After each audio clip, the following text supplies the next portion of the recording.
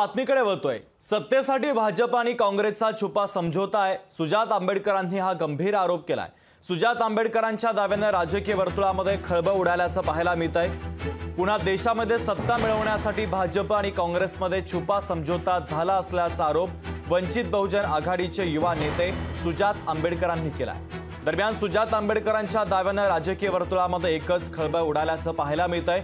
माढा लोकसभा मतदारसंघाचे वंचित बहुजन आघाडीचे उमेदवार रमेश बारसकर यांच्या सभेत बोलताना सुजात आंबेडकर यांनी हा दावा केला। भाजप हे संविधानाच्या विरोधात काम करतंय आणि ते करत राहील आणि ते रोखण्यासाठी आपल्याला एक सक्षम पर्याय उभा करायला लागणार आहे।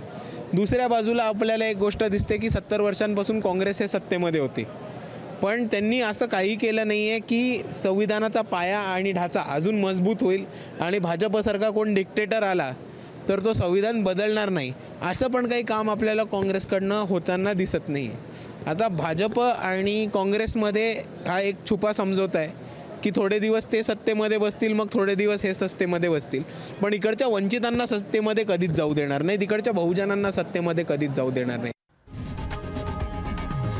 लोकशाही मराठी ऐका, पहा, जागरूक रहा।